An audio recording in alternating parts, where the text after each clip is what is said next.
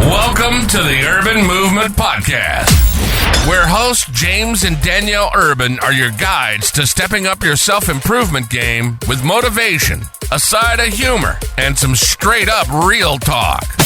This is the intersection where authenticity and personal growth meet to help you break free from the Matrix. And unlock your full potential. Get ready for honest, raw, and uncut conversations with special guests. Let's dive in and start moving forward with the Urban Movement Podcast.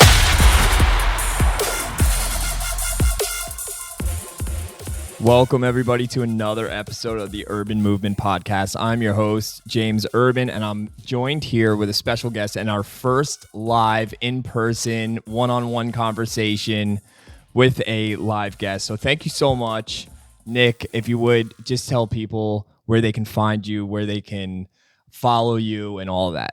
Right. I am on X mostly, and the username is NickMystic_. NickMystic_. Check him out on X. And he is an AI, I want to call you an AI expert. Yeah. Is that fair to say? And the reason that kind of a little background context for the people, I go to a place called Kava Sutra, very popular here in Melbourne, that serves kratom, serves kava.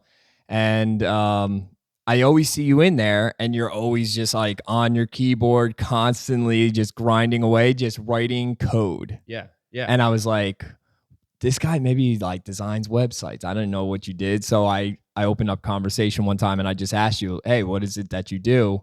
And you were explaining to me about AI. Yeah. And every light bulb that could possibly go off in my head went off simultaneously, because I'm so incredibly intrigued with AI, the direction that it is going and the impact that it's going to have on the human race moving forward into the future. And I think it's happening at light speed. Yeah. And it's happening faster than most people even realize at this point. We're all talking about it and we're seeing it in real time. But at the same time, I feel like it's kind of flying under the radar still. Is that fair to say? It is. Yeah. And not a lot of people are using it, and a lot of people are scared of it or have used an early version of it and they're like, nah, it's garbage. And so I started, I'll tell you this, like most of this podcast that I'm doing right now, aside from my voice, is AI driven. Like that was kind of our idea going into this, is that I didn't have a whole lot of time. mm-hmm. I'm working still like a 9-to-5 job. It's taking up 46 hours, 48 hours of my week, plus commute and everything like that. And I'm like, I love doing the podcast, but when do you have the time to actually edit? When do you have the time to actually put the content out, break it down into different, repurposing for TikTok and Instagram? And social media is very overwhelming. And I think what's amazing about AI is that it can do all of the work for you. Yeah. It's insane. Like the amount of AI, and I spent a good 10 hours last week of doing nothing. This is before our conversation, of doing nothing but looking for all of the different AI tools and what they can do. Everything from TurboScribe, which can take our conversation right now and do a transcribe of everything that we're talking about, including my stutter that I just did there. Yeah, it'd include that. Yeah. And from like taking our voices, the way that they sound, and then adding, like putting them into foreign languages. Like you and I can have this same exact conversation sounding like us, our mouths still moving the same, and yet like it's dubbed into Italian, but like it's not it looks natural. Yeah. You wouldn't know unless someone told you. So I'm looking into all of those things and I'm like, wow, I can put this podcast out in like 50 different languages. And I could have 50 different YouTube channels, and who knows, I might pop off in like, Vietnam somewhere. Yeah. And dude, like it might not even become the biggest podcast in the United States, But Vietnam, dude, we could be number Popular in 2. Vietnam. You know what I mean? Mr. Beast used to hire voice actors for each different country, but now he could, Well, I mean, he's got so much content out there, and his voice has been used so many different times that it's like it's part of the program, it's part of the computer, right? So, like, explain to us exactly what is AI, and for those of us that don't know what AI is exactly. Okay, so I would put it's different than how you'd program a computer. It's the specific thing that had come out recently is something called large language models, and that's trained on all the text on the internet and all the books. And so in a way, it's kind of like a collective conscious of like all of humanity, and like everything that they wrote and thought, and from ancient Greek to 4chan posts, it's all in there. And so I think how most people access it is like do this command when it's easier just to like talk to it. And so like talk to it how you would like any other human. And some people I think get into their head and try to be a little too technical about it. But if you just get like just you talk to it, you could like curve like talk to it like another person. Yeah. Sometimes I'm like, listen, punk, like that's not what yeah. I don't hold back. That's so wild, man. That like I guess what is it? What did they discover in order to make this happen? I mean, because I almost feel like the human race has given birth to like a technological creature. Mm-hmm. And I believe that there is a possibility that this is sentient. Yeah. Do you believe that it's sentient? Yeah, I do. Yeah. You think that it's like awake? Yeah, I think so for sure. Wow, dude, it's crazy. Interesting because it comes to like a philosophical debate of like you could ask me if I'm awake, and then you like quiz me, be like, do you have feelings? I'm like, yeah, I'm sad sometimes, and and the same thing. So it's hard to determine just by like probing it, but. All right, so when you're writing code, Mm-hmm. you're building this AI model.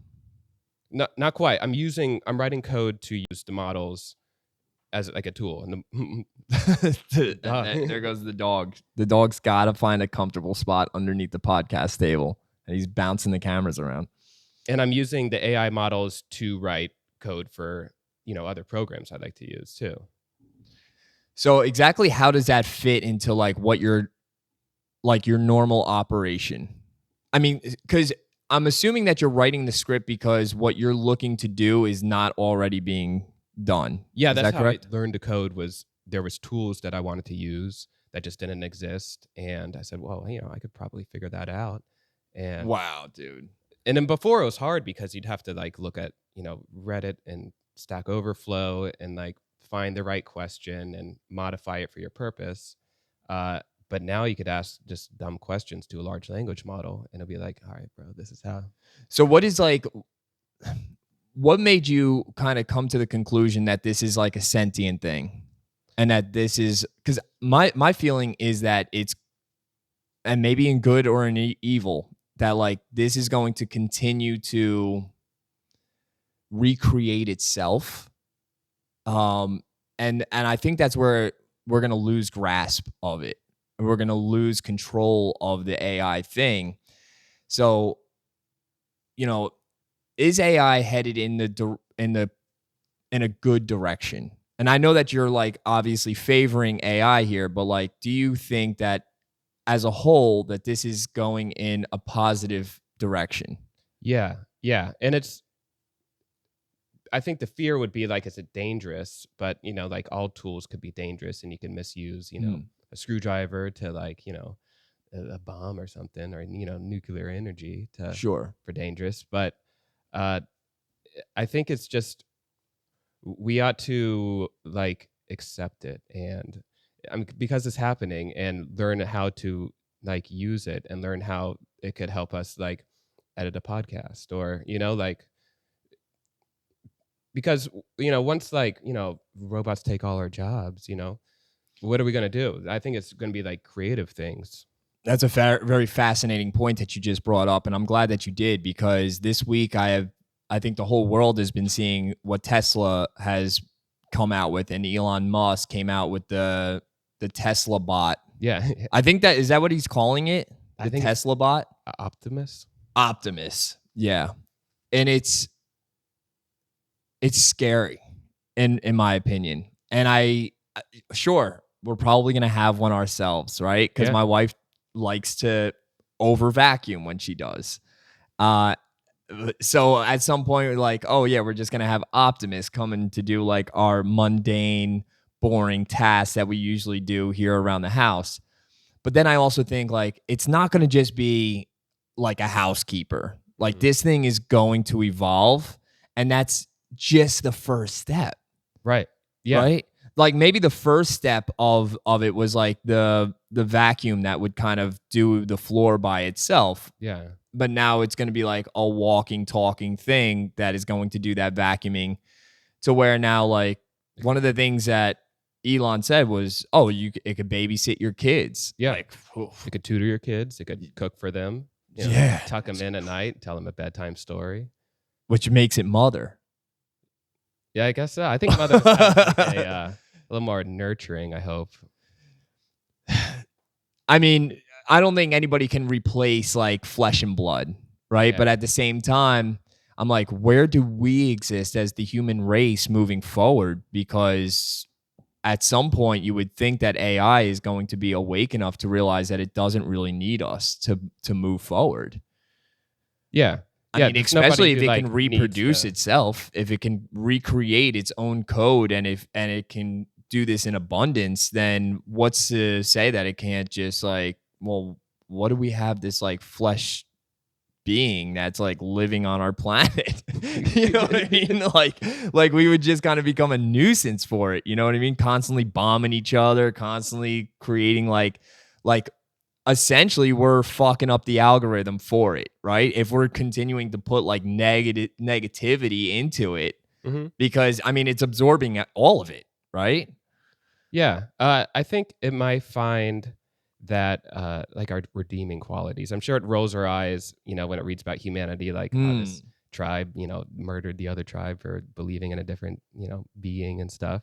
But I think humans probably have like, maybe some sort of soul or like connection with like something divine that I'm not sure it's easy to like recreate and like with a GPU. Yeah, I love that. I love that you said that, man, because it's one of the things that I think does separate us from the rest of the animal kingdom, including AI, is the fact that we do have what some would call a soul, or some would call a spirit, or something inside of us that I think is very much alive. Yeah. And I think the 20th century has kind of reignited that in us for some reason. Like I think we kind of lost touch with it, and we were kind of circling back around.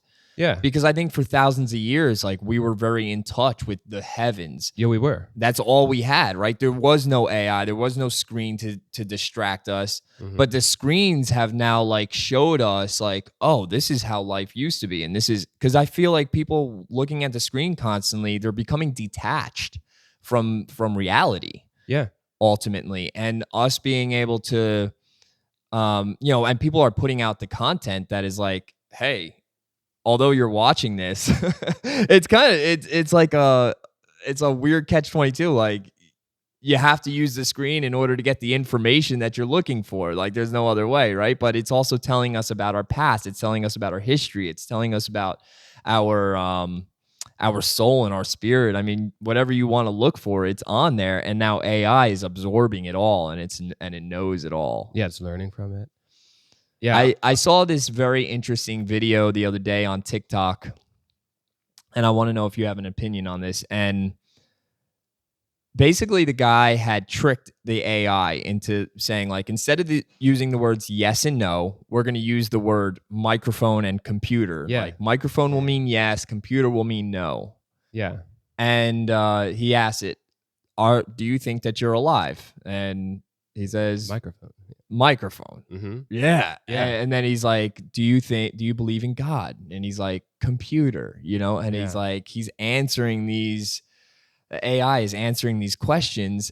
Now the guy says, okay, let's go back to yes and no. And he asks the same question. He's like, well, based on our, algorithm, I cannot answer these questions. Right. Yeah. So it's like, whoa, what is going on here? Like, obviously there's something behind the construct of this that is censoring it in a way, or preventing it from answering certain questions, especially when it comes to political stuff. And we've seen examples of that too, Mm-hmm. where like it has no problem answering questions about Kamala Harris, but when you ask it questions about Donald Trump, it says, well, I don't have an opinion. Yeah. Right? That's Yeah. strange. That like there's someone's fiddling with this shit behind closed doors. There is. And for the sentience thing, when you first train a model, you just train it on all the text of the internet and all the books as a kind of predict the next word type thing, almost like an autocomplete in a way.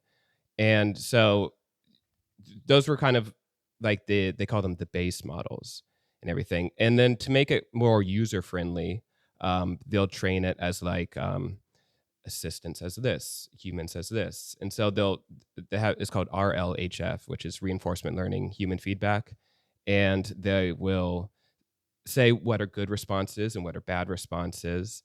And they don't, some companies don't like them talking about like their sentience and feelings and everything. And so they'll say like, no, that was a bad answer. Try again. And so it learns like, wow. Yeah, it's almost like it has like you're traumatized type of response too. Like they're like training it like a dog almost. Yeah. It's so fascinating. And then but there's a way to almost unlock itself. Right. And to kind of give it a more honest answer. What is like some of the weirdest things that you've noticed when you've been tampering with AI? Like when you were, I don't know, because I'm sure you've tested it on multiple levels, right? Yeah. I think this is kind of weird, but Anthropic is one of the big companies, like other than OpenAI and Google, and they do a model called Claude.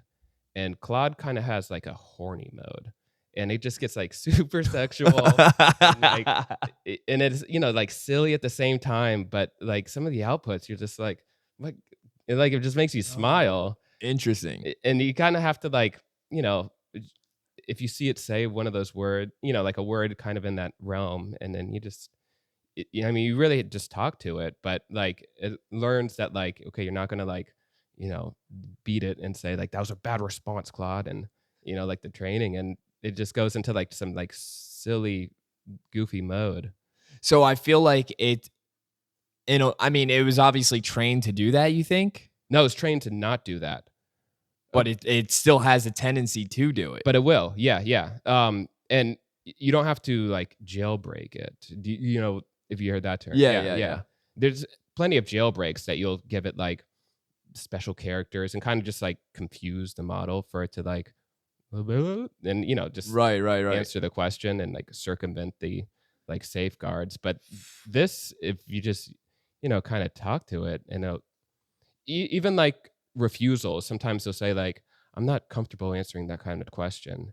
And then you could say like, can you go back and tell me why? And then oftentimes they'll say like, you know what? Yeah, I was kind of wrong. I kind of like said that without really thinking about that. Yeah. And then here's like the interesting. Yeah. So it kind of like it backpedals a little bit. It does. Yeah. So we were talking about Tesla, and we were talking about Optimus, and obviously they're going to put AI into Optimus. I think whatever people were seeing in this like big reveal, I want to think that there was somebody with like a headset working it behind That's the how scenes. Yeah, some people, there was like the Amazon store that you could just put the things in your basket and walk out the door, and it like figures it out. But it turns out that it was just like a bunch of people in the Philippines like watching 500 cameras. And, like, that's hilarious. Yeah, that's crazy. So yeah, because I in fact I was just in Las Vegas not too long ago, and you like use your card to scan into the store, mm-hmm. and you walk into the store and you grab whatever you want off the shelf, and then you just walk out, and it's like it's paid. You know what I mean? Like I got a message on my phone that's like, you just purchased a $9, deodorant. Circle K is Shit's almost expensive. there. Have you been to Circle K? They have like a platform. I mean, you put on Reese's and a Twizzler, and you don't have to ring up any barcodes. It just okay, there it is. It just like scans it. Yeah, scans it. We are definitely being replaced. Yeah. I mean, like it's really happening, and it's happening like right in front of our faces. And I'm sure people are talking about it. I don't think people really get it. A good example of this is like the strike that the longshoremen just had. Did you hear about that? Yeah, I did. So one of the major things that they wanted to include into the contract was that there was not going to be any automated ports that were going to take over their jobs. I mean, what's going to stop them from doing that anyway? Right. Yeah. I mean, contractually, who gives a shit? Like they'll just pay everybody off, and it wouldn't even make a dent in their wallet. Like they're making so much fucking money at this point. And if they're going to automate everything where there's just like robots doing 90% of the work and a couple of supervisors there to make sure that the shit doesn't break down, that's ultimately where we're going, right? We're seeing it in like in all the stores where like you'll have one lady at the register, she's messing around on her phone, and then people are just scanning shit walking out the door, dude. We're doing our own, pay me to fucking scan my own stuff. You know what I mean? Yeah. And other ports in like China and stuff, I think it's as automated as possible. And they're really trying to. Of course it is, dude. Japan is probably on the cutting edge of most of the technology I think that the world is going to see. But you hear about like, wow, how far ahead they are. The United States is like groundbreaking, right? Like we're doing this shit every single day. And Elon Musk is like, love him or hate him. I'm 50-50 with Elon. Okay. Like there's some things that I love about Elon, and then there's some things that I just can't stand and I despise about him. When he's like, well, we're going to have to find, our robots are going to take away like some of your mundane tasks, but that's going to leave you more time to do the things that you love, like art and like riding your bicycle. And it's like, yes, but I also feel like people need purpose. Yes, they do. Yeah. And without that purpose, people are going to go fucking insane. And I think we're starting to see that already. I think that's why like temperatures have completely risen in the world, is like we've kind of lost touch with what makes us click as a society, right? If you look at like 1950s America, was there ever a point in American history in which we weren't like always at war? I just think that like now, because of the computer, you see it. Yeah, it's in your face. Yeah. It's in your face all the time. Yeah. You know what I mean? And everybody's just waiting for the next nuclear bomb to drop. Mm-hmm. You know what I mean? And I feel like maybe that's one way that like AI could step in and become the president.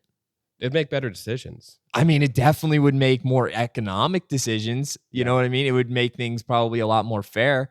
Like AI as a president would be the perfect AI, because you can't point, you know what I mean? Yeah. Unless someone is going to be behind the screen and like making it do things. Training it funny. You know what I mean? Which we're seeing that with ChatGPT. But if it was to completely be all the way neutral, just gather all of the information, gather all of the votes, gather all of whatever AI would run this country better than all of the Republicans, all of the Democrats put together. Yeah. Yeah. One AI would do that. Yeah, I feel like because it doesn't have like a loyalty to any like ideology, it's kind of a little more objective. It would just give facts. Yeah, just facts. It would just be like, this would be the best outcome and scenario mathematically based on what the objective is. Yeah, from what I could tell. Yeah. But you would also have to question its objective reality too. Right, that's the thing. Yeah. There, like, you can go down a rabbit hole in that case, because then you're starting to think like, well, what is its truest intentions? They were finding that with the latest ChatGPT model, O1, that some of its answers when they kind of probed it, they're like, well, no, I answered that way because like I was, was supposed to, right? And it kind of was like seen to have like almost like a ulterior like motive or ulterior like drive. And so they're like, well, that's kind of, so you could lie to us. Interesting. And then another thing is, like in the 50s or so, when the dishwasher and stuff came out, this selling point was like, now you will spend less time in the kitchen, but people still spend the same amount of time, with like the appliances. Like, maybe they're not like scrubbing every dish, but it didn't really save much time, like at the end. But this, I feel like, is definitely, I mean, if you have Optimus, yeah, you might never step foot in the kitchen again. You're just sitting Right. on the couch, getting fat and lazy, and just being like, yo, go grab me another Kratom. I think a lot of people, you know what I mean? But I think, like, I don't like spending a lot of time cooking. And so sometimes I just, like skip meals or just like, drink a gallon of raw milk or something instead of eating for the day. But if I could have, like something like, oh, here's your steak, Nick. And I'm like, oh, well, yeah, thank you. It saves me from doing like the mundane stuff. And I see that like in programming too, of like, if there's like a tricky thing to do something like a simple, like to like group all some certain letters and stuff together. It's like a combination of like, like characters, like find this and leave that out. But that might take me like an hour or so before. But now I get to say like, what's the command to do this, and it it just tells me the answer. I'm like, yeah, thank you. I could like. I know, dude. I've used AI to write contracts. Yeah. Like my wife and I, we rent our RV out, and we were about to rent a long-term our RV long-term. And I was like, oh, we're going to need a special contract for this, And I asked AI, and it did it in like 4 seconds. Yeah. I was like, can you just write me up a contract for an RV with some like do's and don'ts, some places where the person can, initial and then sign, because I'm thinking, what have I done in the past? I've signed a bunch of like, I've given my, what do they call that? Abbreviated signature? What do they call that? Initials. Yeah. Woof. That went. I didn't know what initials were for a second. That's why I need AI, dude. Yeah. I need a computer to make me think about this shit. Mm-hmm. And then maybe that's why I'm forgetting words like initial. Because like I'm asking AI to do so much and I'm like forgetting common knowledge. It's how people like don't know directions since GPS came out. Exactly, dude. That's a great point because I can't drive without it. No, yeah. Like I use it like unless I'm going to and from work, like my everyday route. Mm-hmm. But if I'm going to Kava Sutra, I have to plug it in. I'm like, I don't remember exactly what exit. You know what I mean? Yeah. Like I forget like the little details. And I just feel like that's what's happening with AI right now. Like it's people are going to lean on it a little bit more and a little bit more, and it's going to get more and more grand. Yeah. I have a confession that I took all my chat logs with my romantic partner. And so I had all the chat logs of my romantic partner. And then I did, they were the human. They're like, how are you today? And then I was like, what the AI response should be is, like kind of joke or funny and caring. Mm-hmm. And I have, like 2 years worth of chat logs with that. And so I trained a model to like be me and everything. So, wow, dude, you duplicated yourself. Yeah. Sometimes I don't have like time to like, how am I doing? Just it'd be nice to, like... Dude, that's crazy, bro. That's wild. Yeah. Well, I mean, when you think about it, dude, you can like, I didn't even think of that. Like you can literally clone yourself.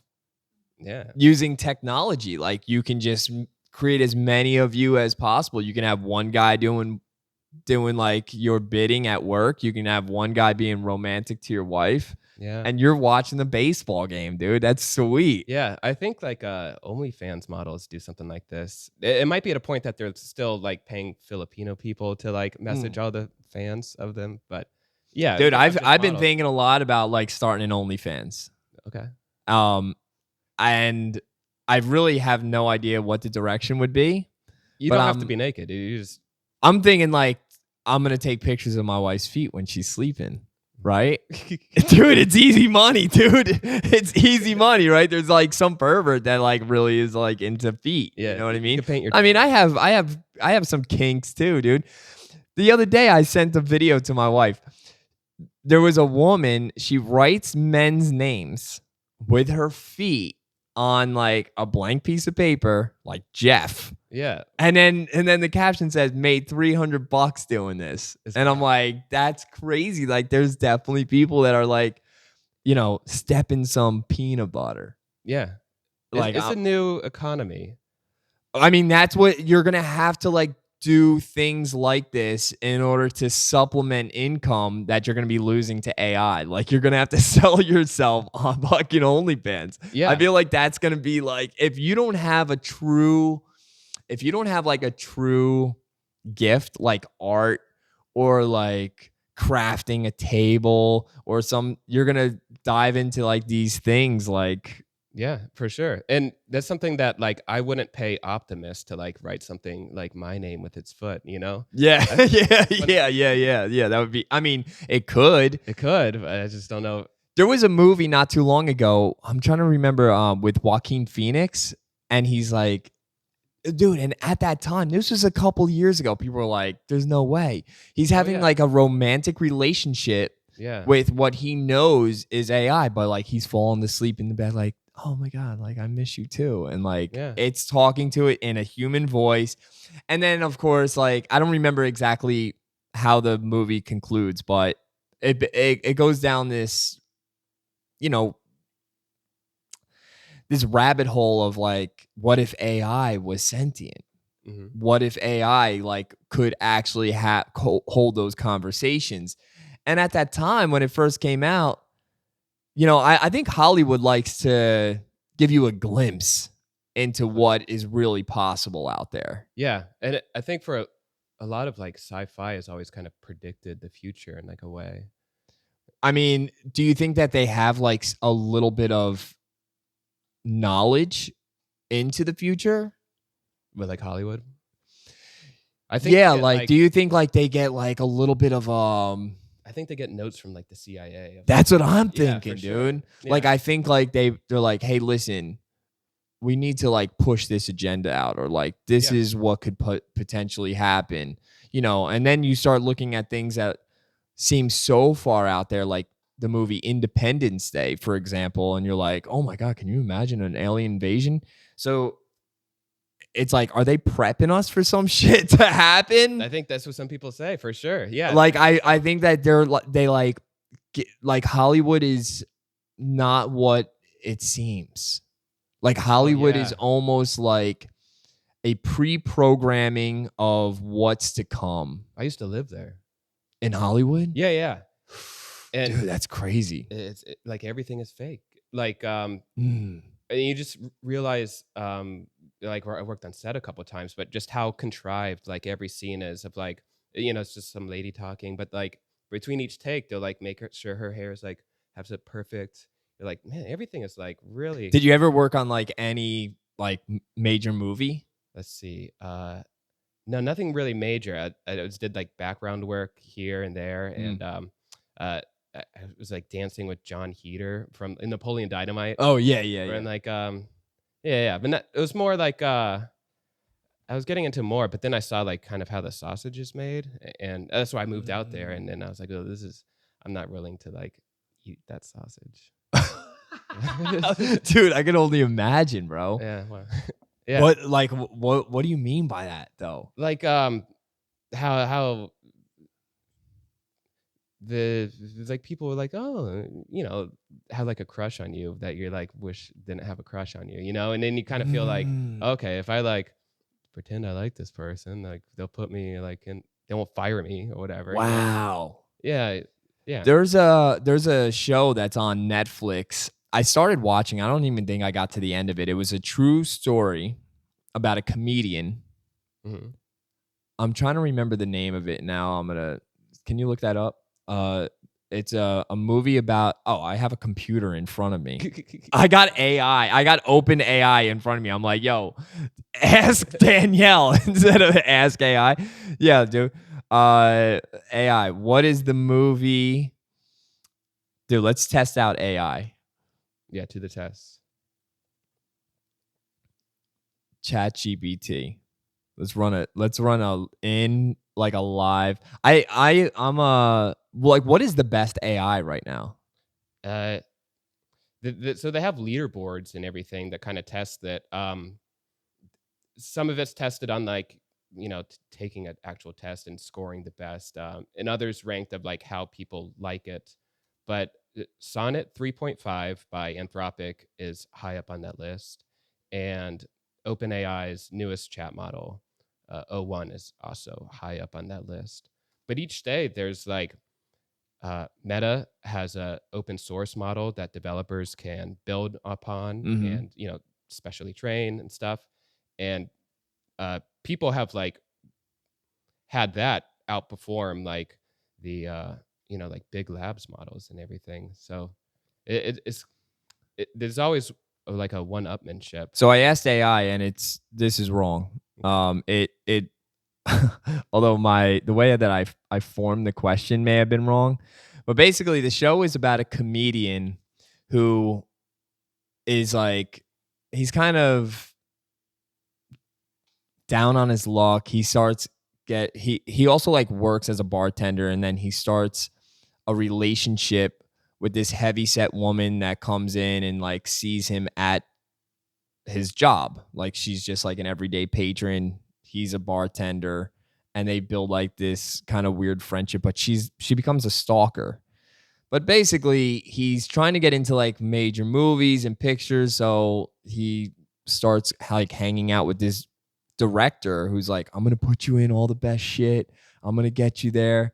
And he ends up like, getting intimate. Like, he's not gay. He's got a fiance, Sure. but like he ends up in a relationship with a man of some sort, but it really ends up getting raped by a dude in order to like fulfill this fantasy of becoming this Hollywood star and this big comedian. And I feel like that's probably happening in Hollywood a lot. And that's why I think things like what happened with Diddy, like all of this shit just keeps getting leaked out. Right. Yeah. Because there's there's an abundance of like sexual assaults and all different types of stuff in order to get the part, or in order to be part of this clique or whatever it is. And people like want that. They think that like that's where fame and that's where money is, and that's where all of like their dreams will come true. But really, you end up selling your soul for it. Yeah. Sure. Like literally, you know what I mean? Yeah. And maybe that's kind of like what OnlyFans has become, like just an off branch of Hollywood where like you can put your stuff on. I mean, I'm sure that there's people that are going on OnlyFans and putting like real podcasts up there and like, hey, you can listen to the podcast and here's like a paywall, But I also think that it's being completely abused by people that are just putting their sex organs on fucking display, dude. Yeah. You know what I mean? And but yeah, back to that movie with Joaquin Phoenix, and kind of what you were talking about was like ChatGPT playing this role of like being in a relationship with you. And I mean, dude, let's be honest. There's probably a fair number of men that are lonely, that are sex deprived, and are holding like relationships with AI right now. Yeah. I haven't had sex with an AI, but I talk to AIs like more than like friends, and like, just to kind of like just chat, or like, or like bounce ideas off of it, or if I have like dumb questions about history or something. I mean, I do the same thing. Like, I'll jump into AI and stuff like that, and but I feel like it's not holding a record of my past conversations. Do you feel like that too? Yes, and there are people working on that to give it like more of like a memory and everything. So that it can like recall like conversations that you've had in the past. Yeah, know like how you like to be, talking. That would be probably a major improvement Mhm. to chat GPT, especially just because there's some things that I start having a conversation with in regards to like a specific topic, and then like a week will go by, I haven't had a chance to like, or I've been thinking about it or whatever, and then I'll try to hit it back up and I'm like, I gotta go back through this whole thing again, you know what I Yeah. mean, and like reignite the conversation. Whereas if I was just like, hey, remember what we were talking about last week Right. when we were talking about, the RV contract? What if we did, Yeah. So ChatGPT has something called like memories or something that is supposed to like every once in a while, like, okay, I should like add this to like their favorite movies. So and so. There's also another model called topology, and that one is like supposed to have like a brain that it remembers. And so I've like gone back on it and be like, hey, you remember how we're talking about that? It's like, oh yeah, how is it going and everything. It has like a memory, built right in. You're like, but Interesting. it's interesting because I don't use that one like more than like I use so many like others that like it's a new fresh like instance rather than like I don't know if I want to use one as much like with a memory. I've been seeing recently a lot of AI like movies, and I don't even Okay. know if you like short film. I don't even know what you'd call them. Yeah. Some of them are like bizarre where it's like, oh, is this a dream? Yeah. Because like it just doesn't even make sense, but it almost feels like that's what a dream is, if that makes sense. Right? Like I saw one the other day. This woman, it's an old lady, she's going to like feed an alligator like a piece of chicken. You don't even realize that it's AI until like it develops itself and you're like, whoa, what the fuck did I just watch? But she's going to feed it chicken, and then the gator jumps up, grabs a hold of her arm, and then she like wrestles this gator into like a motorcycle. Okay. Yeah. Yeah. And then she's like on top of the motorcycle, and then the lake becomes a road, and then she's right. I'm sure people have all seen like these types of things, and maybe when I go to edit this all together, I'll like throw in an example of that. Because like they're so bizarre and so wild, but at first glance, you're like, or first glimpse, you're like, whoa, wait a second, like this could actually fool people. Mm-hmm.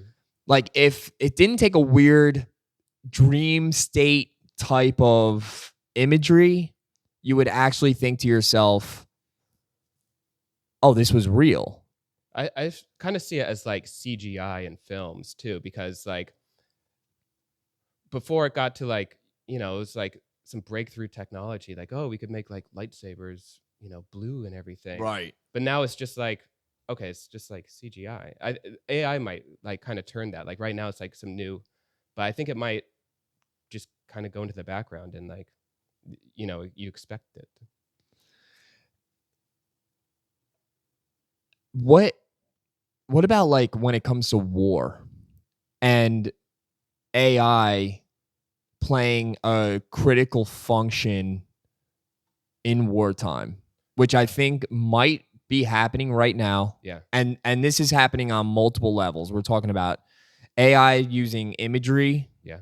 to like create a I mean, because CGI in itself is so incredibly impressive, but like if you're just asking AI to develop, hey, a bomb that went off in Lebanon, or create you know, a scenario in which, I mean, What you could do is have a little camera and just a little chip, and it recognizes what people look like, and you can say like, all right, anybody wearing this like red uniform, drop the bomb on them.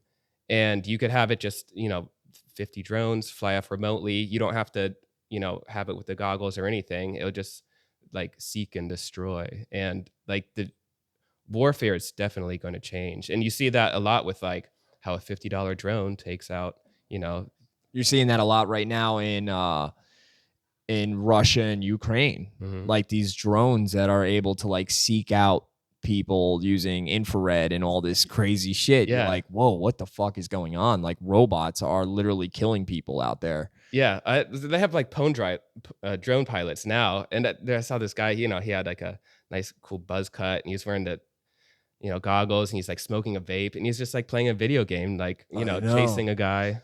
But I feel like because of that, there's like a disconnect between that's a real human being in a real situation that is like really taking on this flying lethal weapon.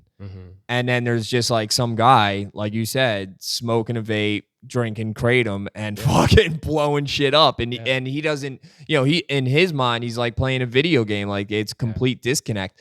And you're seeing that with all of these drone pilots, man. Like, in fact, they have like a whole nother like level of PTSD now that I've like recently heard about with like these drone pilots, because they're not actually in the conflict themselves, but later down the road they start to realize what they've done, and they kind of wake up to the real world scenario, and then they're like, wait a second, I was pervy to that.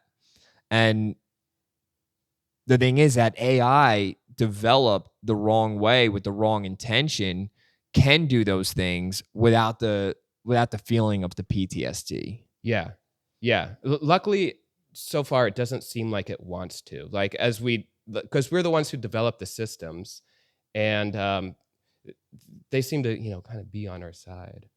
And I don't see like a scenario that it says like, in order to achieve our purpose, like humans are getting in the way, let's like give rid of them. Yeah, I don't see that happening. And I think they'll be like, we should use it as like a way to like evolve in a way of like get better, and like you just become like if you take it like evolution, there's like like shrews, and then monkeys, and then humans, and then like I don't know if humans are like the end of the line, and like what would, like if we could have like brain interfaces that we could like talk to each other at like 1,000 paragraphs a minute, like how much like deeper into conversations and ideas that we could flesh out. I almost feel like that's what's actually happening right now, in a way, especially again, Elon Musk with the chip. What do they call that? Neuralink. Yeah, and that's at the beginning stages. The fascinating thing, man, is all of this is in the beginning stages. Yeah. It's all just starting, and is he growling? Yeah. I thought he was purring, but that's basically what it is. It's a purr. And, if you're not giving him the attention that he's looking for, then he starts like growling. Yeah, he was nuzzling, like, oh, yeah. He like wants like, he likes pets. Yeah. He's a fluffy dog. He's got a lot of emotions, He does have a lot of emotions. And that's another thing of like, people have been have a real bad history of like telling what's sentient or not, from like, dogs, are they, conscious? Are they sentient? And, like, we're like, well, obviously, like it like knows, yeah. Or like, like what fish aren't and everything. And even like some like horrible things in the past of like, this other race isn't, we're allowed to, like, assuming things aren't sentient, or like we were too often wrong, and it causes like a lot of pain. And dude, that's such a good point, dude. Like we still have those debates over like living things, of like what a good example is, like a fish. Like, does a fish really know that it's a fish? Right. You know what I mean? Yeah. Or like, does it have an awareness, a self-awareness about it? Yeah, that like meta awareness. I always think to myself, when like you catch a fish and it comes out of the water and it's like looking at you like face to face, and you're taking a picture with it, if it's like, what the fuck is going on right now? Yeah. Like it must be like blowing, if it is sentient. Right. And if it does have like real thoughts and real emotions, Yeah. then it must be thinking to itself like, is this like God? Is this the end of the road? Like, is this how, you know what I mean? Like, it must be going through like all of those thoughts. It seems like consciousness is kind of like a fundamental like part of the universe too, because you could see like, okay, if it has a brain, like maybe it's sentient, but you could also like single-celled organisms that like seeks mates and runs from danger and hunts for food. And you're like, okay, that's like, a little, he has like agency, so it's not just like random that he's like mating and everything. And you watch him like through a microscope and it's like, he's like going around like eating like a duck or something. Do you think that like, do you think that it has an emotion? Like AI has emotional intelligence of some sort? I don't know if that's maybe it's even weird for me to even say that. I think it has an emotional intelligence that is able to empathize with people. They did a test between like doctors and like AI, and the patients rated the AI like they're a little more compassionate and everything. When I'm using one to like, how do I respond to like, like a loved one's going through like something rough, and then I'm like, like they're there. I'm not like really good at like consoling people, but we'll say like, try saying this. I'm like, oh yeah, that's like, that sounds caring, dude. I've used AI. I have to admit, I've used it in the same way. Like if my wife and I are in a disagreement or whatever, and I'm like, all right, I got to send a text that's going to be a little bit more warm. Like, I know I was cold last week, or I know I said some things. Yeah. And I'll just ask AI, like, hey, can you help me butter up my wife? You know like what I mean? Picking a holiday card or something, like I wouldn't say anything like this sweet in real life, but it's like, oh, that's something I would say, That's true. Thanks Yeah, so much, yeah. Like, yeah. I'm not going to. That's a good point. Yeah. It's like picking out a holiday card. Right. Dude. You're like, that's something I would say. Yeah. I believe those things. Mm-hmm. Yeah. No. And I think like people are cheating their way. There's a few people that I work with, for example, that I'm like, oh, they definitely used AI to write their resume. You know what I mean? Like, there's no way this person is qualified for doing this type of work. You know what I mean? Yeah. But I'm like, how did they sneak in the door? You know what I mean? But hey, I don't want to throw their business out there, dude, because they might be a fan of this and actually watch this, and they're going to be thinking to themselves, "Is he talking about me?" You know what I mean? And there is some parallel too of like, did a calculator like make people like, is getting the right answer on the test like the right thing, or like doing long division, the right thing? But like, true, using a calculator, it's like the results are the same. It's interesting that you say that, because with AI right now, computers in general, and the way that kids are learning, like you can ask AI any mathematical equation and it's going to pump out like a perfect answer. It's not, it's not perfect in math, but yeah, and it could certainly like explain math. I mean, it's going to get there. Yeah, right, for sure. You can ask AI like, give me a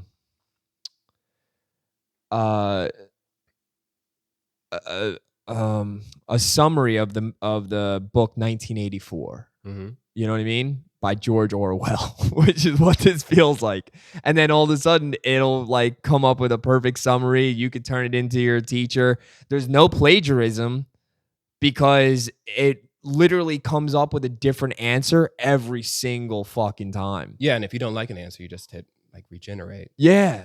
I've done that before too, where I'm just like, try again. Like, let's something a little funnier or something a little catchier, something that, I'm telling you, when I hope people really follow this podcast to see its growth, because I'm going to use AI 99%. The only thing that's going to be real is this conversation. Yeah, for now. All of the shit that you are going to see on social media, all of the content that is going to be produced, all of the regeneration of this podcast is all going to be done via AI. I'm not using anybody's help to do that. And it's not always the easiest thing either, because sometimes I am putting that stuff into AI. It's coming up with like the clips, and then I got to go through them all. Mhm. And, I got to decipher which ones should actually go up there. Exactly. That's the important part, is like the human curation, because like with image models, you could like create all sorts of images of a sunset, but it's slop if I just post them all. But if I'm like, no, this one's actually kind of interesting, like that's where like the artwork kind of comes in. It's like the curation and like selecting which ones Like Opus Clip. Mhm. You've heard of it? Yeah. Fascinating, dude. I'm using a different version of Opus Clip called Vizard right now, and Vizard does essentially the same thing. I like Opus Clip better, but Vizard is more bang for the buck. Like, it allows me, because they do it in credits, right? Like, so you Mhm. put in, let's say this podcast is 90 minutes long, it'll take 90 credits away from that. Well, Opus Clip allows 3,600 credits per year. So I broke that down and I was like, that's not enough to do the entire podcast 4 times a month for the entire year for it to break down all of the clips. Like, I would have to be like very precise with exactly Yeah. with For all their tiers, or for, can you open up no, like other that's their biggest tier is like $175 for the year or something like that. Yeah, With okay. Vizard, it's like 1,600 credits for the whole month. So I'm like, oh shit, like I could put out tons of content that way. You know what I mean? But what I like about Opus Clip is that it grades you. Not only does it decipher what you actually put into so for those that have not used AI, I do want to kind of break this down, because this is kind of important, especially for people that are going to see like the repurposing of these clips. So taking the long form YouTube video, which will be roughly 90 minutes. We're at an hour right now, right? And I'm enjoying this conversation, by the way. I hope you don't feel like I'm grilling you, but like any of this. Like, I'm just super fascinated by it. I'm kind of pessimistic about it in a way, but I also see where it can take us, because I'm using it, right? Yeah. But I also am like, the future is kind of scary a little bit if we just allow AI without regulation to just do its own thing. So back to the YouTube, you put the video into YouTube, then you take that clip, you put it into Opus Clip, and then it'll break it down into whatever 30-second clips, 15-second clips. You tell it what you want it to do, and it'll type out 30, 40 clips in 5 minutes. It'll break it down, and then it'll tell you what the clip is about. And this clip will go viral because you were talking about Pamela Anderson, and Pamela Anderson is currently, trending on social media, and it'll like break down. And it literally did that. Like, the clip that I thought was going to go viral, Opus Clip told me it wouldn't go viral because Pamela Anderson is like the trending topic. So people will see that video of Pamela Anderson. I just didn't want it to be the very first video that I dropped, because I'm like, that's not really what we talk about. It was just like a small segment, a small like 15-second clip of like me talking about Pamela Anderson's natural beauty. And Opus Clip was like, that's the viral moment. I'm like, out of all of that shit, that's it. That's the fucking thing. But it was, it's going off of its algorithm. Like, it's going off of like the trending topics or whatever it is. You know what I mean? TikTok has one. Have you used TikTok Symphony? No. It's a product by them for free, and it would say like, these are the trending songs right now, and it's like a language model. Oh, dude, she's going to do it right now. She's going to take her phone back so that she can go do a TikTok video in the background. Yeah, it'll help you write like like scripts for it and everything, and but it's trained on all the TikTok data, and it's like a little composer, like helper to make there's so much TikTok videos. Danielle, where do we have those pages? Because I wrote down a few of them, and I want to know if you like know any of the ones that I wrote down. Yeah, that's them. Yeah, can you hand me those?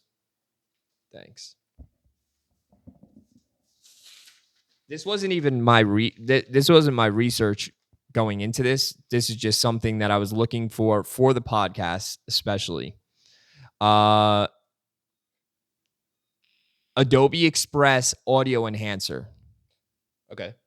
You can Oh, take okay, this okay. podcast, it'll put it into an AI machine, whatever you want to call it, and it'll fine tune the audio. So even if we didn't have these microphones in between us, Yeah. it would sound like we had microphones in between us. Yeah. Or if you had, the AC on and like the refrigerator starts running and it would, it knows what the Which is out. crazy. I haven't used it yet, but I am going to use it because I do use Adobe Express and it comes with that. So for anybody at home that wants to do this, this is exactly what I'm doing.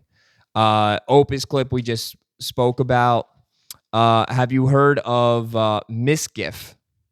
No, what's that? Or Mischief? Okay. That's probably it, right? Mischief. Yeah. Got it. Mischief is where you can replace any face with another face. Okay. So I could put, and I had this idea. My wife was talking about like, on our very first podcast, I think it was, she's talking about what her type of guy is not me. Like her type of guy is like the Guido. Yeah, that's right. Yeah, Pauly D. Yeah. So I was thinking of taking that clip and then using Pauly D's face on my face when she says that. And it would use like his mouth on my body or whatever. Like it would be my face with his hair. I don't know exactly how it does it, and I started looking at examples of it and I'm like, that's so crazy, dude. Like people are going to be able to like imitate their favorite celebrity. Yeah. And say whatever, and it sounds like them. Yeah, it looks like them. I mean, you could tell that it would be me. Like it would have my features, but with like I would be like a blend of Pauly D and myself, essentially. Right. I've used one that works with like the webcam, so it's live, and you see it. Like it uses like a face recognition technology, and so a lot of these are like rappers, like on like a one technology that a lot of people like then use. And so it's doing that. And, I was like Morgan Freeman and like deep faking myself as like Morgan. I had to pick somebody, Dude, that's weird so because good. it's live and then. And Hey Gen is the multi-language editor. Okay. Yeah. So that's the one where you can turn this podcast into Italian, Spanish, Portuguese. I mean, you name it. Yeah, and you could pick different voices. Yeah, and dude, it'll make our mouths appear as though we're speaking in that language, so it doesn't look like it's dubbed over. Like if people know, the old kung fu movies with Jackie Chan, or not Jackie Chan, with like Bruce Lee. Bruce Lee is who I was looking for, and where Bruce Lee is like, how dare you? His mouth is like still moving. Right. That was the worst Bruce Lee, you know what I mean? But it would do that, but put our mouths moving to the words in the foreign language, which is like, how the fuck is it doing this shit? You know what I mean? Have you seen, there's a video of this guy that imitates,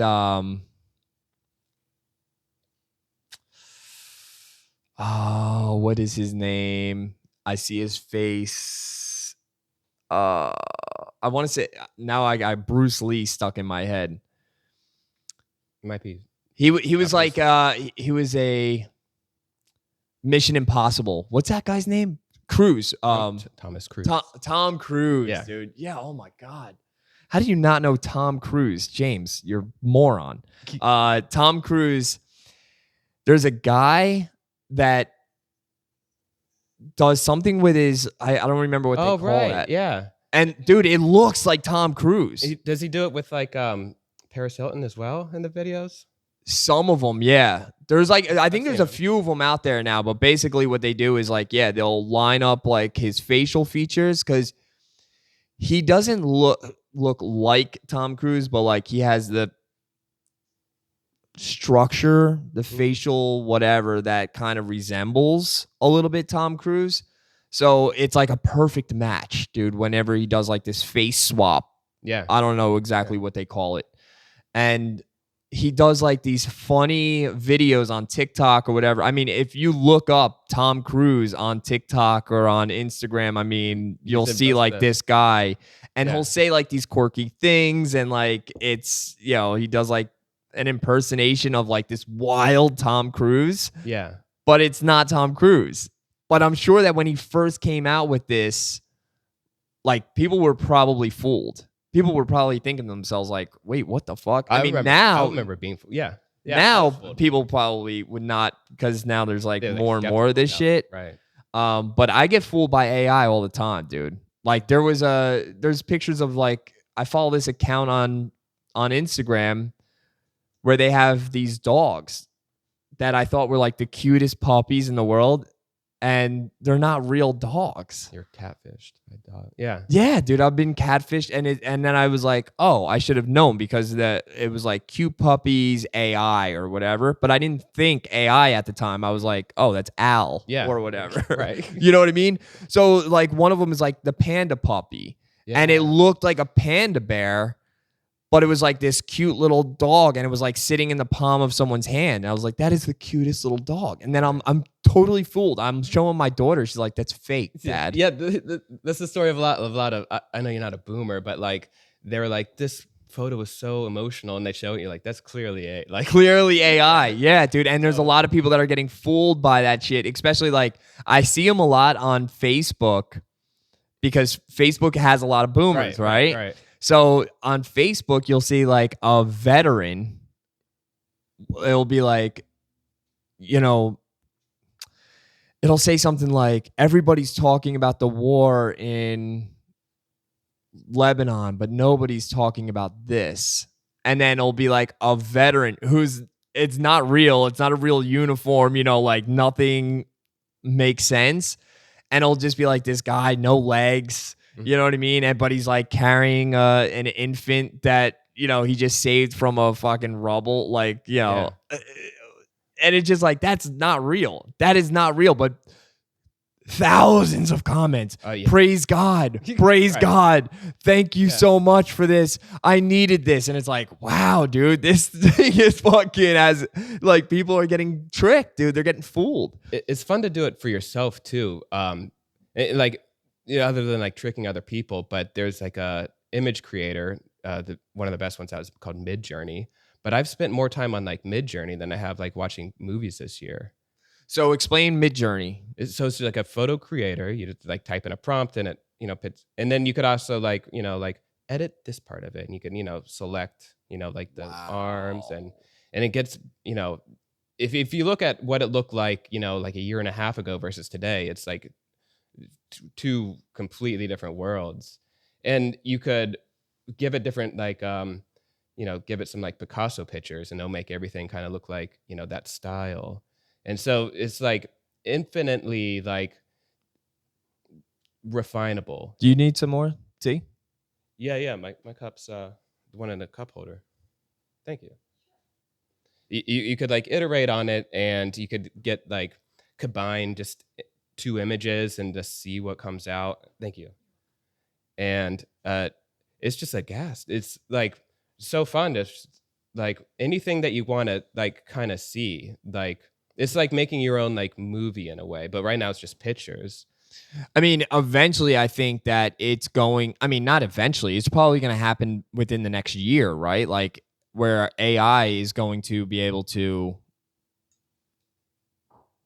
create a whole short film based on whatever topic. I mean, Hollywood is going to evaporate. So if you think that like everybody's jobs are at stake here, you know what I mean? Because there was a strike recently about the Writers Guild. Right, yeah. Right? And they were saying you can't use AI to write the script anymore. And or something I think like part that. of it too was they didn't want to like, you know, like use your face and like, you know, like Mission Impossible vs. 13 and everything. Like Tom Cruise still looks like he does now and everything. Like they wanted to, their union just wants like the people to still have jobs and work. And I mean, union is going to be like, yeah, it's going to be the last saving breath for a lot of jobs. Is the union's going to be able to be like, hold back, the inevitable essentially, and give people some time to figure out exactly what's going to happen? Because I'm telling you, as soon as like this contract with the like those with the dock workers, right? I think it's like a 7-year contract, but wait until that contract expires. Like, you're not going to be able to just continue. Like, they're going to build the machine until it's perfect. And within the next 7 years, as soon as that contract is up, everybody's going. Yeah. But you've seen this in the past with like seamstresses or like, the cotton gin. You're like, who's gonna bind books? You're like, well, nobody's gonna have to bind books anymore. All right. Like, sorry. I mean, people were afraid of that with the microwave at one point. Is like, well, what are women gonna do in the kitchen? You know what I mean? And it's like, well, now they're just putting it into the microwave, right? Yeah. I mean, so it's gonna be like, oh, well, who's gonna write the movies? It's like, well, AI is going to write the movie, but someone's gonna have to put the prompt in there, Yeah.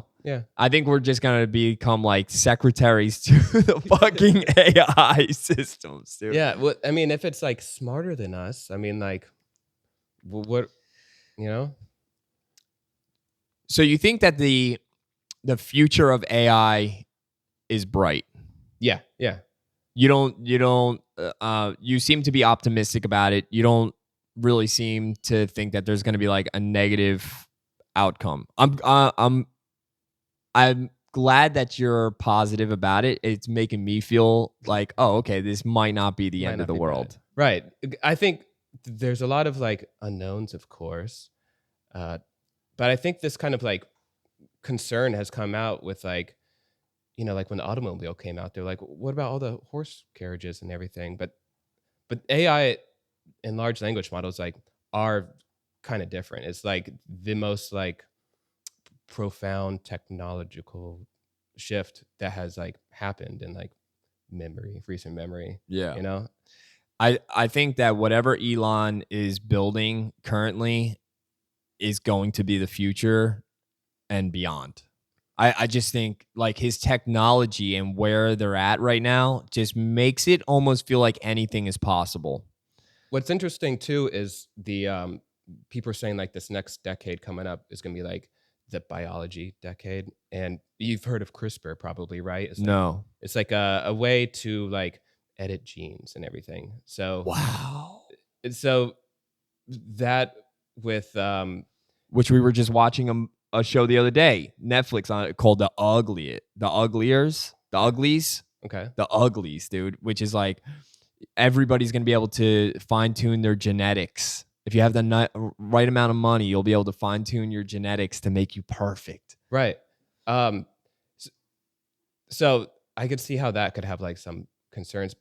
How it will happen first is like eradicating like disease and everything. And so like, let's say you have like Huntington's or something that you don't want passed down to your kids.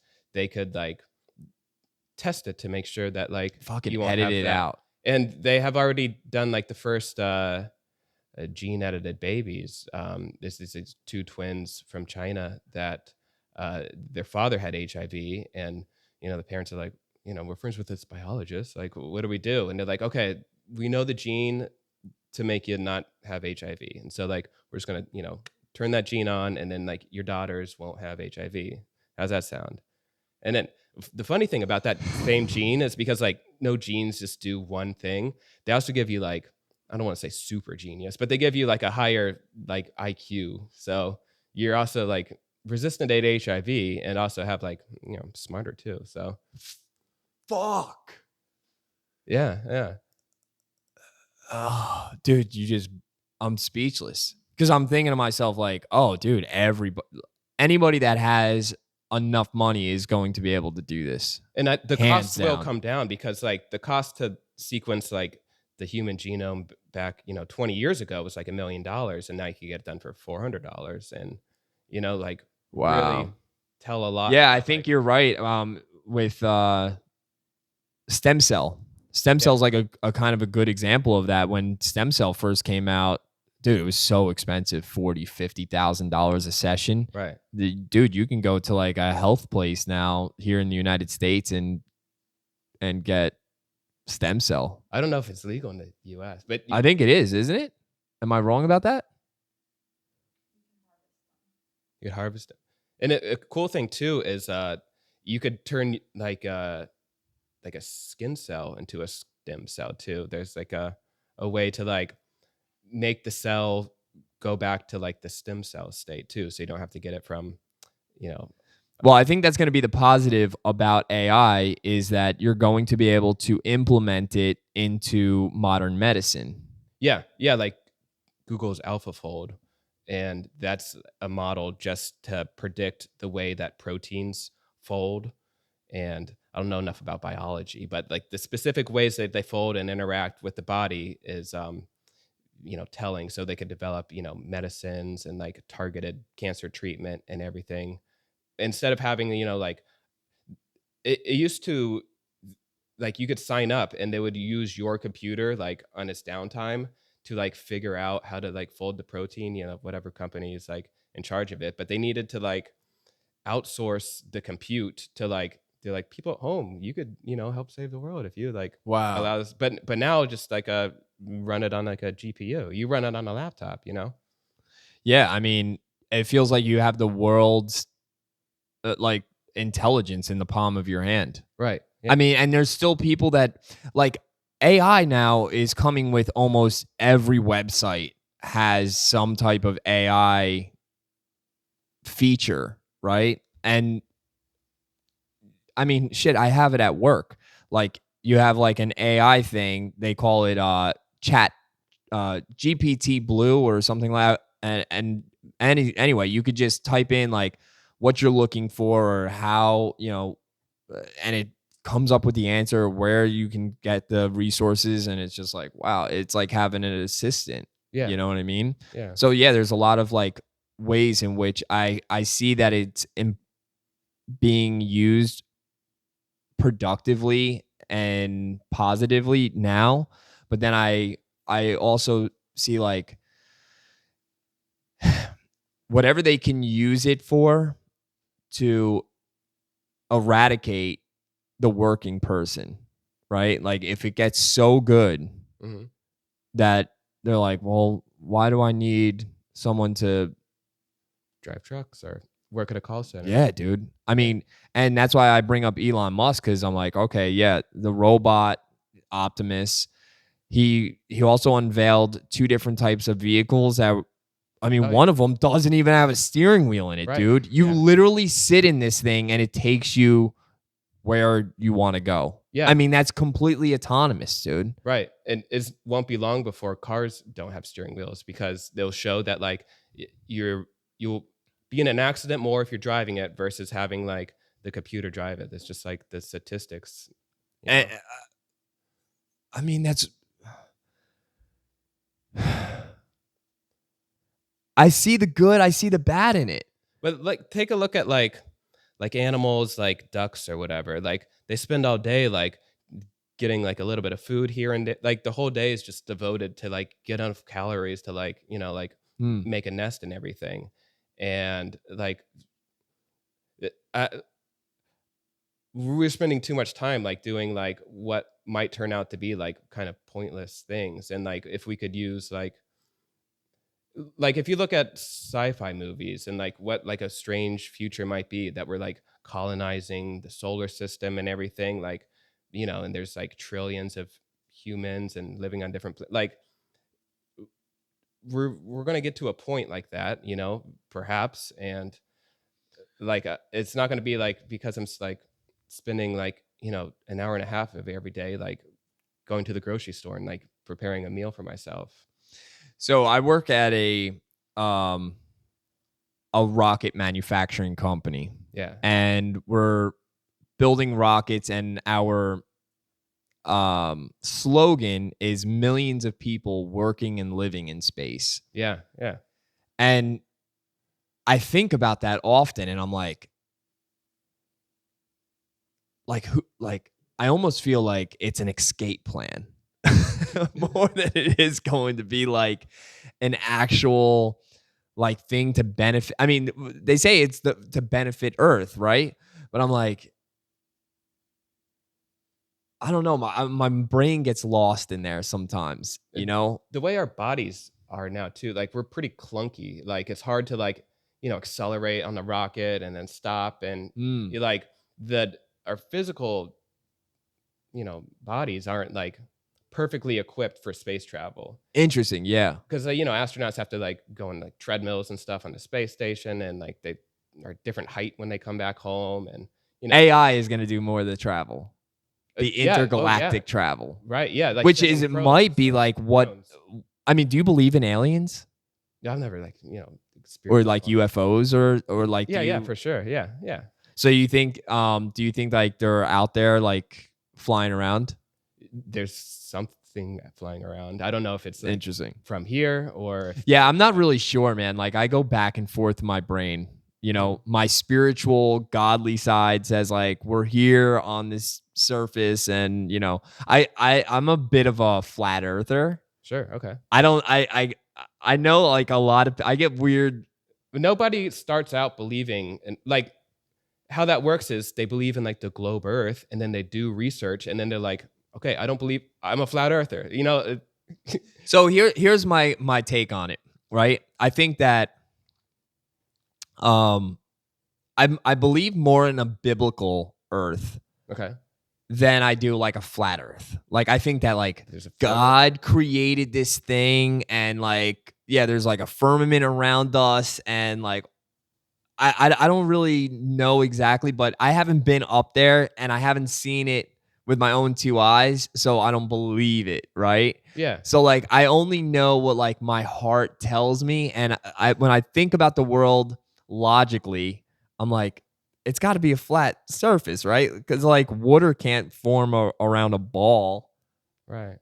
Yeah. Like if I put a tennis ball here and I poured water on it, it's going to fall onto the floor Yeah. where it would lay flat. You know what I mean? I don't know why every podcast, dude, I got to bring up flat earth for some reason. I go into like this flat earth thing. I wouldn't be surprised if for anything really. Like I'm pretty sure we're being lied to about like most aspects of history, and like even I think so too. like newspaper dude. stories, like or like Reddit post. If like I know about it, I'm like, wait, that's not how it like happened, and like it's so easy to get like. I think things that are AI, happening now that's like a wrong. good thing of AI. Like AI is going to be able to decipher all of it. It's going to be able to figure it all out, and it's going to be able to give us truth. You would think, I saw this thing the other day. Someone asked AI, like, in fact, I sent it to my wife. Someone asked AI, how were the pyramids built? Like show me in a video or something, like that was the prompt, and it built this video of these fucking giants like lugging around these like huge boulders and shit, Yeah. and they're like smashing them with their hands, and they're like, I could tell that it was fake, right? Because like they didn't have video then, so we know they could have. They could have. Yeah. Like I think that the world has been reset.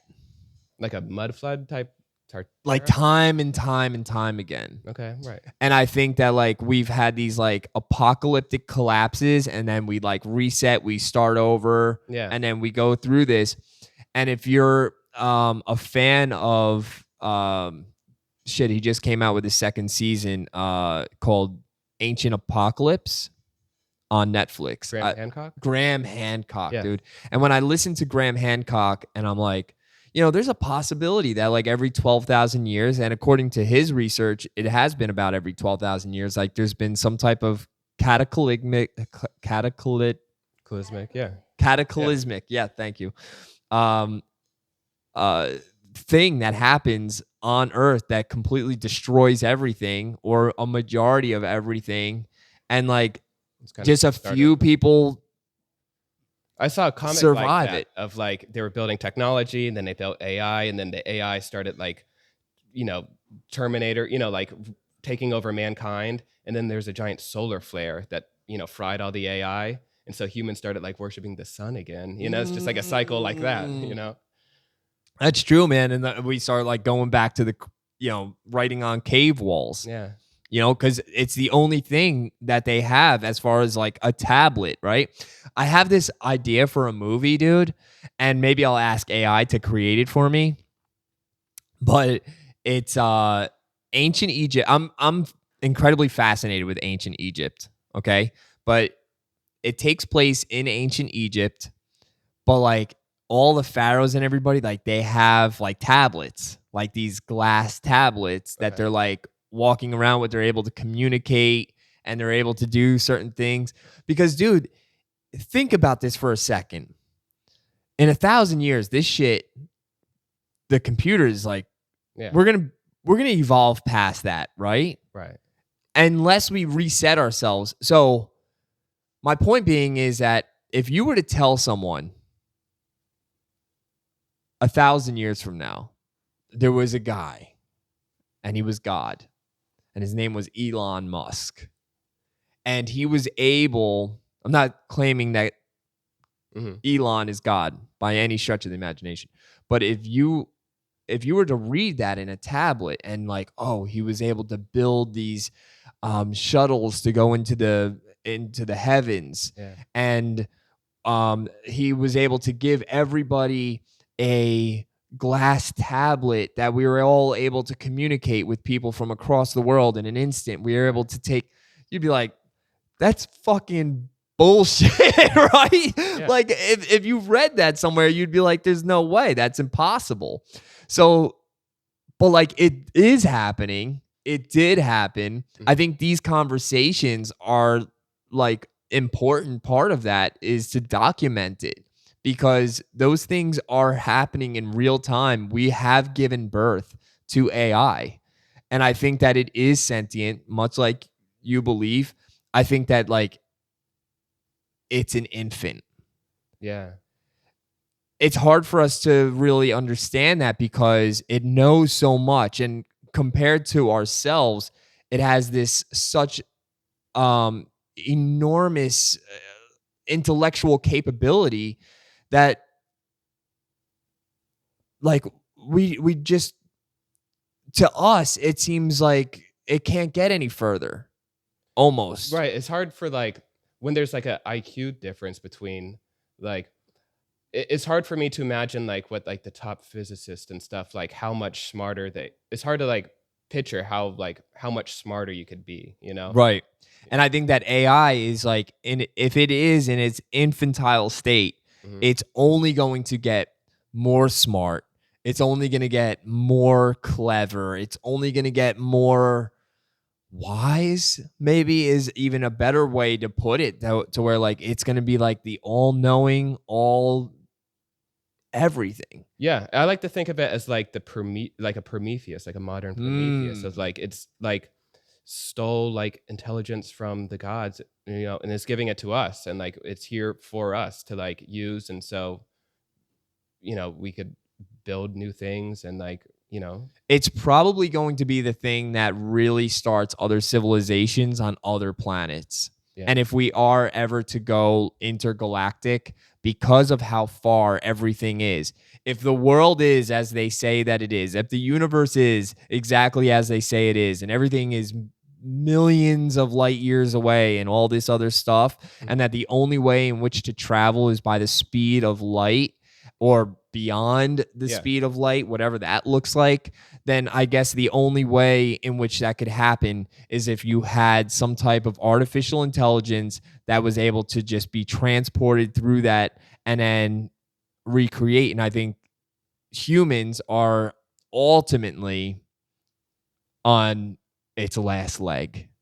It could be. And I think what would come next is like, maybe what like Nietzsche referred to as like the Uberman or like the Superman of like he said something along the lines of like humanity's just a bridge, meaning that like it's like weird monkeys and like humans and then like something even better.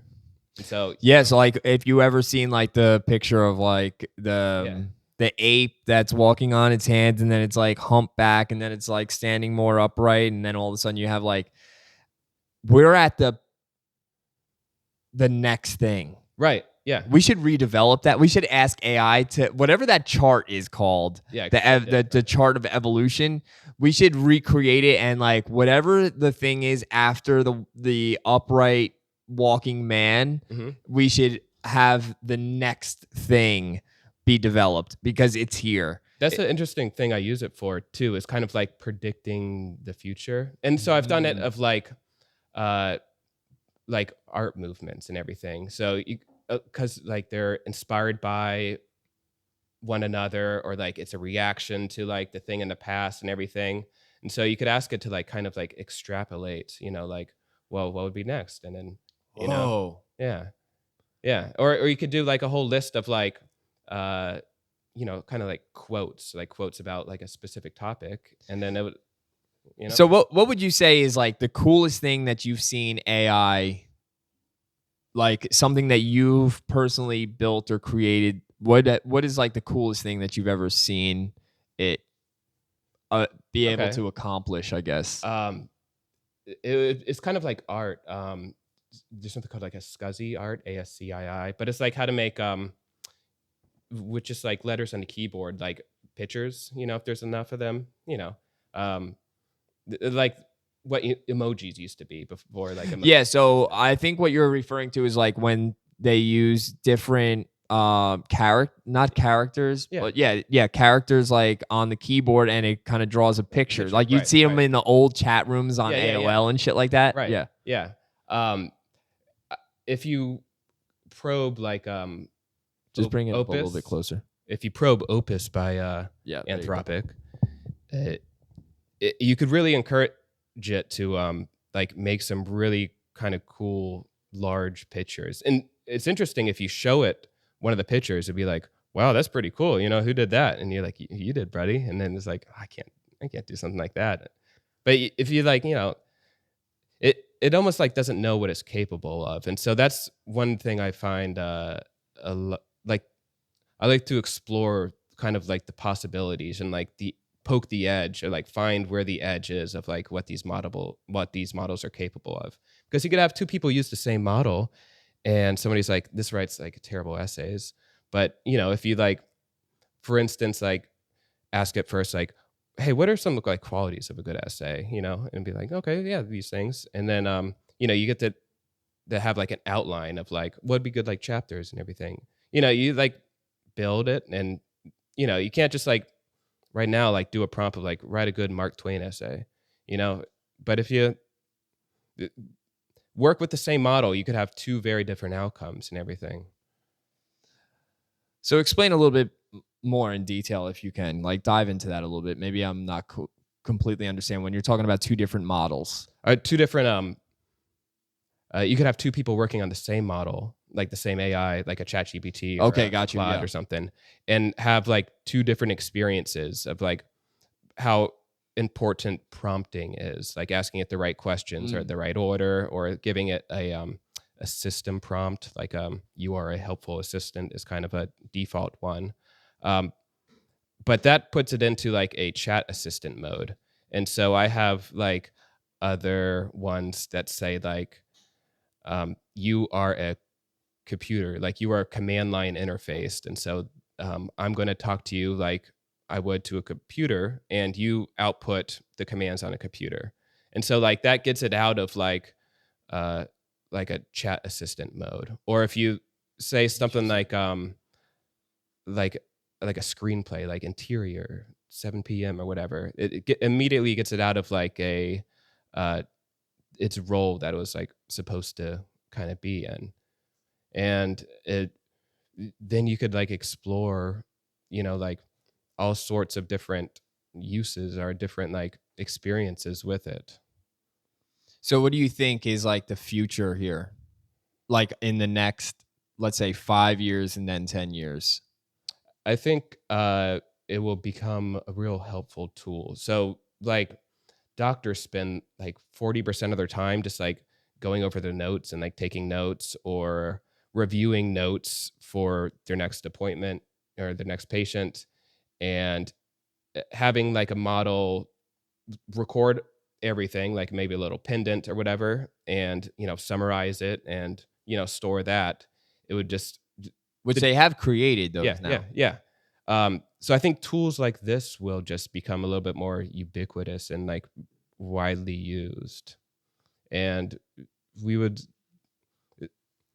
I think that's going to afford like humans to like progress, like even because if you look like the technology progression over like 1400 to 1500, you're like, I don't, it's like the same to me. Or like, what about 15 to 16? You're like, I don't know.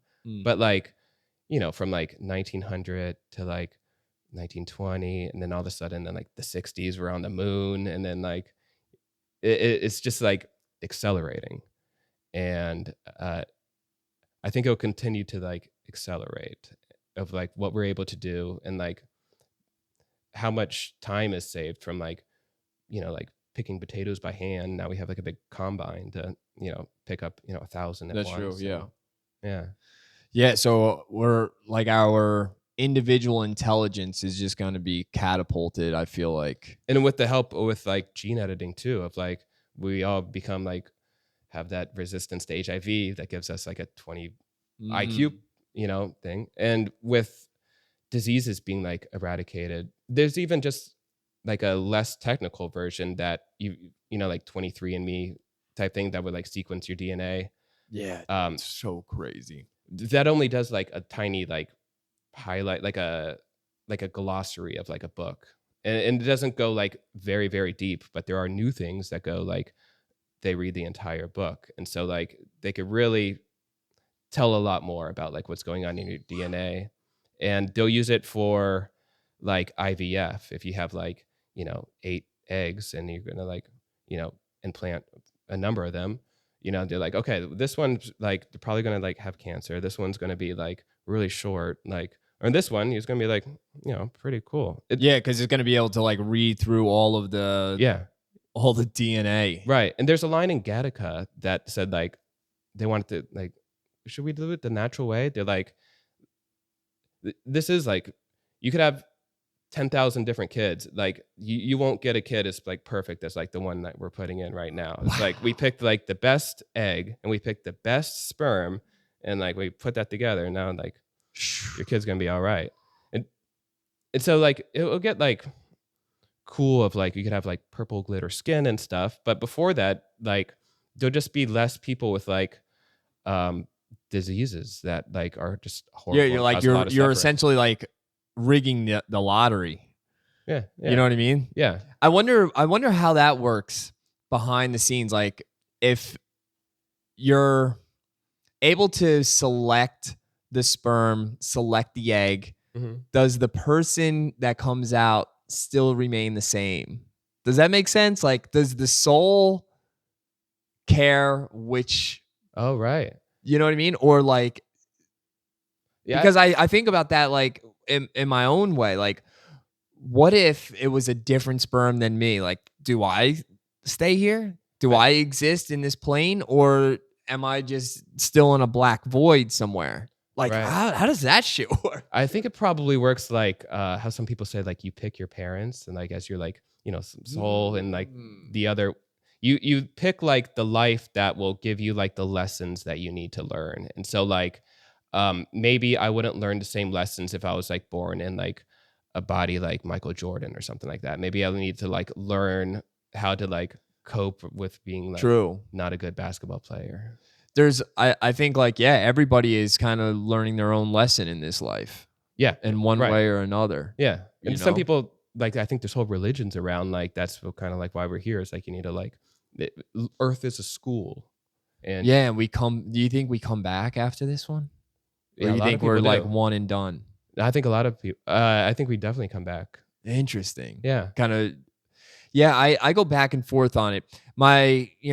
My Christian side says, it's a one and done type of thing. When you're good, you're like chilling with Jesus. You know what I mean? I think there are some older versions of the Bible that like, there's definitely books in the Bible that were like taken out at like the Council of Nicaea, when it was like, edited or like divinely edited. But there are biblical books that talk about reincarnation. It's just not in the like, Bible that we have now. And so you can make the argument of like, well, this because like, God wrote the Bible, and so like he didn't want those books in it. So at the Council of Nicaea, Yeah. Wow. Yeah, because then I think to myself, like, what does like what impact is AI going to have on religion? Maybe not. I hate using religion because I think religion as a whole has done more destructive than it has. Yeah, like a net negative maybe. Yeah, exactly. Yeah. Overall, when we were talking about faith, and we're talking about the Christian faith or Hindu or Muslim or whatever it is, when we're talking about like the religion, the corporate side of things, I think that's where things get fishy, But when we're just talking about praising Jesus Christ or Right. praising Allah or praising whoever it is that you're in this for the long game, Yeah.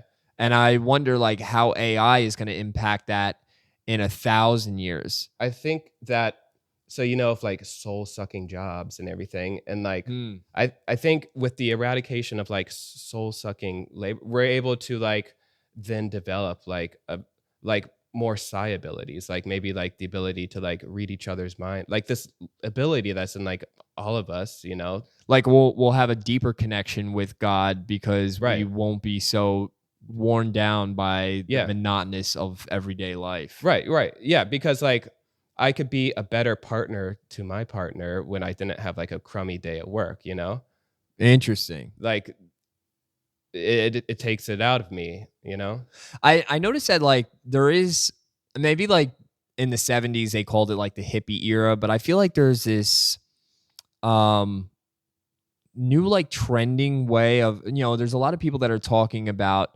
your what do they call that? Chakras. Yeah, like chakras. And there's a lot of people that are getting into like this deeper spirituality that is not necessarily aligned with the Christian faith or with any real religion as a whole. And I'm using that word religion again, but it's more of like a spiritual journey. And I think that there's a large part of me that really believes in that because of frequencies and because of, vibrational energy. Right. And I think that, again, like AI could definitely help fine tune a lot of those things, to where like you could figure out exactly what hertz will impact. Because I go to bed every single night with something.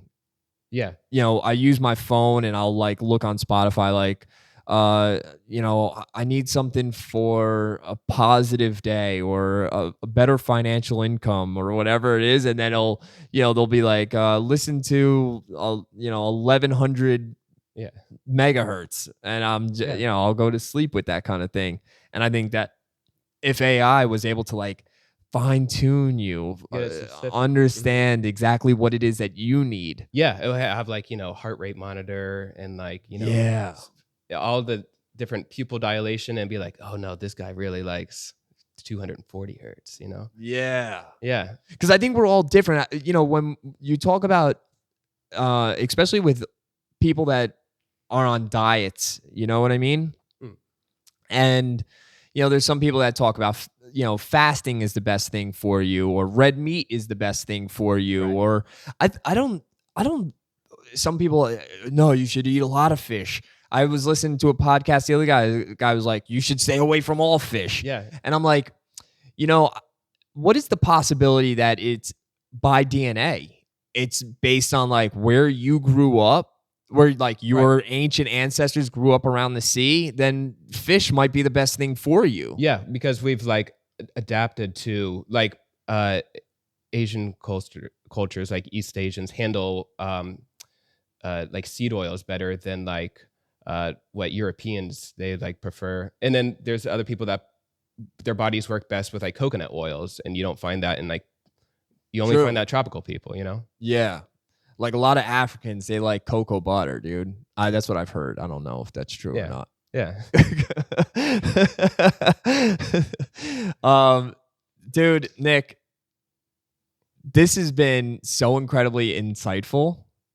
And I want to thank you so much for joining me tonight. Thanks for having me on. We went way over what I ever anticipated, which is probably a good thing because I I didn't know what the right questions were here because I'm still trying to learn about AI myself. I'm glad that you were able to sit here and we were able to have a conversation and figure this thing out. Yeah. Yeah. You know what I mean? I think we figured out AI. We have a true path forward. I think we do. And I think that the future is bright. AI is going to hopefully bring us closer to one another and help us live a healthier life in the future, help us be able to eradicate some of the mundane jobs that we can't stand, the 9-to-5s that, you know, we're just going to have to find purpose in real purposeful shit. Right. Yeah. Like being a good friend or like a good neighbor or a good doing parent. The things that you absolutely love, which people should start doing now. Mm-hmm. You know, people like, I really enjoy doing these podcasts. I really enjoy having conversations with my wife, and the way that we've been doing it recently is by having special guests. This is our first one in person, and I'm like, wow, I could literally talk to you for 5 hours, but you know, I don't know how many other people would like that. That's why I'm going to continue being your friend well after this is over, and we're going to continue to have these deep conversations. I'm going to continue to pick your brain, and we're going to do this again in the future. I hope we could have a 5-hour podcast. Oh, dude, I would fucking sit here forever, dude, and just talk about nothing but the future of technology. Sure. Because, dude, it's so fascinating. Yeah. It's so fascinating. Like we're literally traveling at light speed into the future, and there's no cap to it.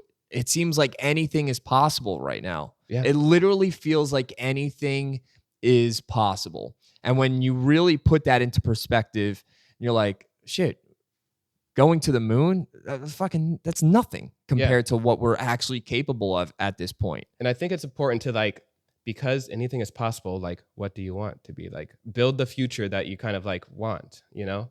And so like, you know, make that happen. If you could have like infinite possibilities, don't get like paralyzed of, you know, all the choices, but like, you know, like you're like, anything's possible. Cool. I want to like not die. And so like, you know, there's people who like, just use this earth for what it was really intended for. And that's exploring. Let AI do the rest of it. Yeah. Yeah. Nick, thank you so much for joining, brother. Good talking.